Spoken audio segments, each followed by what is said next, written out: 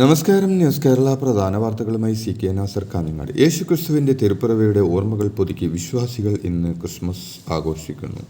ഏവർക്കും ന്യൂസ് കേരളയുടെ ക്രിസ്മസ് ദിനാശംസകൾ നേരുന്നു.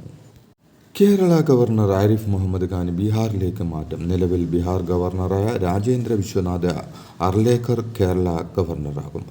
RSS പശ്ചാത്തലമുള്ള അർലേക്കർ പ്രധാനമന്ത്രി നരേന്ദ്രമോദിയുമായി വളരെ അടുത്ത ബന്ധം പുലർത്തുന്ന വ്യക്തിയാണ്.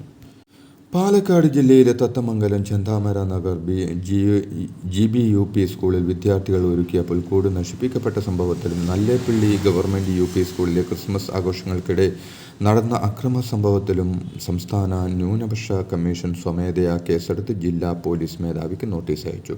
സംഭവത്തിൽ സമഗ്രമായ അന്വേഷണം നടത്തി വിശദമായ റിപ്പോർട്ട് 15 ദിവസത്തിനകം സമർപ്പിക്കണമെന്ന് commission chairman advocate NA Rasheed ആവശ്യപ്പെട്ടു.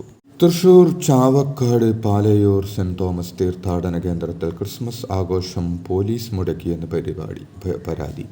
പള്ളിവളപ്പിൽ കരോൾ ഗാനം മൈക്കിലൂടെ പാടാൻ പോലീസ് അനുവദിച്ചില്ലെന്ന് പള്ളി കമ്മിറ്റി ഭാരവാഹികൾ പറഞ്ഞു.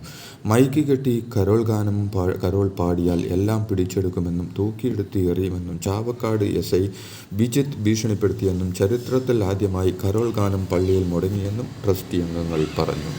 സ്കൂളിലെ ക്രിസ്മസ് ആഘോഷം തടസ്സപ്പെടുത്താൻ അനുവദിക്കില്ലെന്ന് പൊതുവിദ്യാഭ്യാസ മന്ത്രി V ശിവൻകുട്ടി പറഞ്ഞു. സ്കൂളിലെ ക്രിസ്മസ് ആഘോഷങ്ങൾ തടസ്സപ്പെടുത്തുന്ന തരത്തിലുള്ള ഒരു പ്രവർത്തനവും ഉണ്ടാകാൻ പാടില്ല.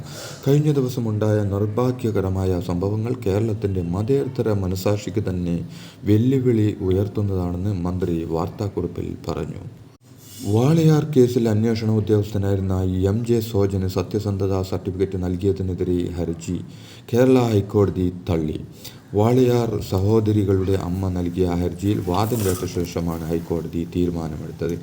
MJ സോജന് കൺഫേർഡ് IPS കൊടുക്കുന്നതിൻ്റെ ഭാഗമായിട്ടാണ് സത്യസന്ധതാ സർട്ടിഫിക്കറ്റ് നൽകിയത്.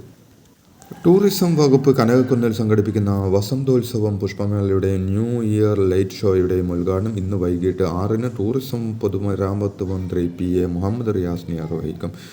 ഇലുമിനേറ്റിംഗ് ജോയ് സ്പ്രെഡിംഗ് ഹാർമണി എന്ന ആശയത്തിലാണ് ആഘോഷ പരിപാടി. NCC ക്യാമ്പിലുണ്ടായ ഭക്ഷ്യവിഷബാധയെപ്പറ്റി ഉന്നത വിദ്യാഭ്യാസ പ്രിൻസിപ്പൽ സെക്രട്ടറി അന്വേഷിക്കുമെന്ന് മന്ത്രി R ബിന്ദു പറഞ്ഞു. സംഭവം അന്വേഷിച്ച് അടിയന്തരമായി റിപ്പോർട്ട് നൽകാൻ പ്രിൻസിപ്പൽ സെക്രട്ടറി ഇഷിത റോയ് IASനെ ചുമതലപ്പെടുത്തിയതായി മന്ത്രി അറിയിച്ചു. ക്യാമ്പിന് 2 ദിവസത്തെ അവധി നൽകിയതിനു ശേഷം ഡിസംബർ 26-ന് പുനരാരംഭിക്കുമെന്ന് അധികൃതർ അറിയിച്ചു. ക്രിസ്മസ് ആഘോഷങ്ങൾക്കെതിരെയുള്ള അക്രമങ്ങളുടെ പശ്ചാത്തലത്തിൽ ബിഷപ്പുമാർക്കൊപ്പമുള്ള പ്രധാനമന്ത്രി നരേന്ദ്രമോദിയുടെ ക്രിസ്മസ് വിരുന്നിനെ പരിഹസിച്ച് ഓർത്തഡോക്സ് സഭാസ് തൃശൂർ ഭദ്രാസന മെത്രോപൊലീത്ത യൂഹാന്നോൻ മാർ മിത്തലിയോസ് ദില്ലിയിൽ നടന്നത് നാടകമെന്ന് തൃശൂർ ഭദ്രാസന മെത്രോപൊലീത്ത വിമർശിച്ചു. അവിടെ മെത്രാന്മാരെ ആദരിക്കുന്നു, ഇവിടെ പുൽക്കൂട് നശിപ്പിക്കുന്നു. ഇത്തരം ശൈലിക്ക് മലയാളത്തിൽ എന്താ പറയുമല്ലോ എന്നാണ് മാർ മിത്തലിയോസിൻ്റെ പരിഹാസം. ഈ രാജ്യത്ത് സവർണ ഹിന്ദുക്കൾ അല്ലാതെ മറ്റാരും പാടില്ലെന്ന സംഘപരിവാർ അജണ്ടയുടെ ഭാഗമാണിതെന്നും ആ തന്ത്രമാണ് പ്രധാനമന്ത്രി നടപ്പാക്കാൻ ശ്രമിക്കുന്നതെന്നും യോഹന്നാൻ മാർ മിത്തലിയോസ് നിശിതമായി വിമർശിച്ചു. പ്രധാനമന്ത്രി നരേന്ദ്രമോദി പങ്കെടുത്ത ക്രിസ്മസ് വിരുന്നിനെതിരായ വിമർശനം തള്ളി CBCI. ആഘോഷത്തെ മറ്റൊരു രീതിയിൽ കാണേണ്ടതെന്ന് CBCI വക്താവ് ഫാദർ റോബിൻസൺ റോഡ്രിഗ്സ് പറഞ്ഞു.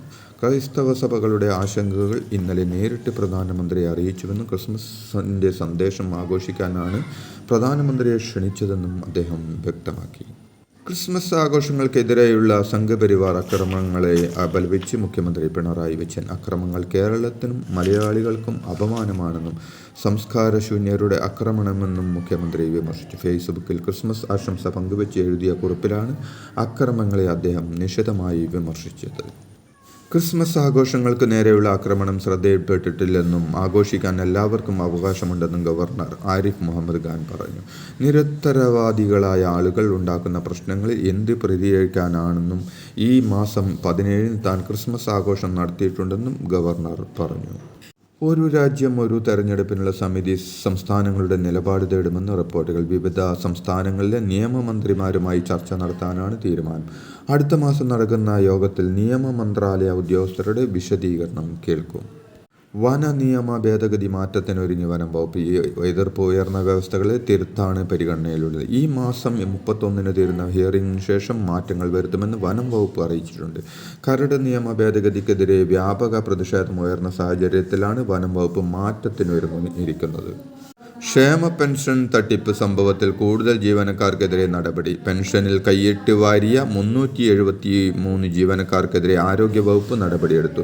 തട്ടിച്ച തുക 18% പലിശയോടുകൂടി തിരിച്ചുപിടിക്കാനാണ് ആരോഗ്യവകുപ്പിന്റെ ഉത്തരവ്.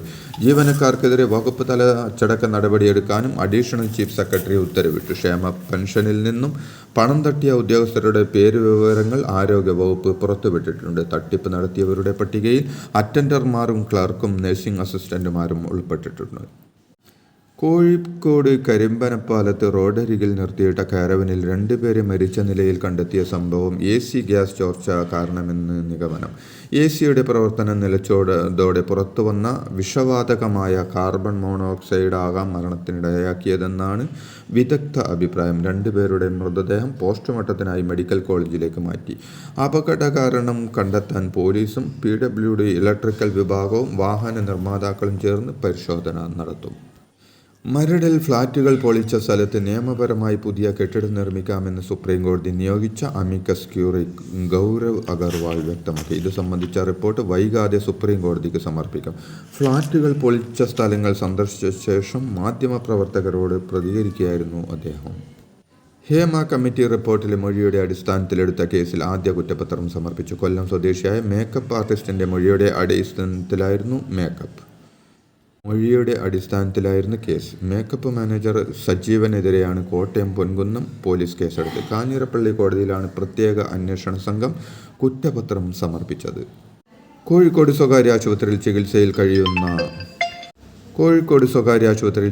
കഴിയുന്ന MT വാസുദേവൻ നായരുടെ ആരോഗ്യനില മാറ്റമില്ലാതെ തുടരുന്നു. തീവ്ര പരിചരണ വിഭാഗത്തിൽ വിദഗ്ധ ഡോക്ടർമാരുടെ നിരീക്ഷണത്തിലാണ് MT.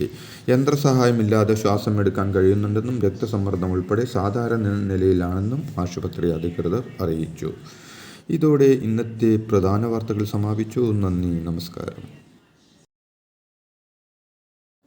കാഞ്ഞങ്ങാട് മാണിക്കോത്ത് ഗ്രീൻ ഷോപ്പിയുടെ ഏറ്റവും വലിയ വാട്ടർ പ്യൂരിഫയർ സെയിൽസ് ആരംഭിച്ചു. ബോർവെള്ളം, ഫിൽട്ടർ വെള്ളം, കിണർ വെള്ളം എന്നിവ കോംബോ ഓഫർ വഴി നല്ല വെള്ളമാക്കാം. തുക തവണകളായി അടക്കാൻ EMI സൗകര്യം. കൂടുതൽ വിവരങ്ങൾക്ക് ബന്ധപ്പെടുക. Kanhangad Manikoth green shoppy 9447151447. Thank U.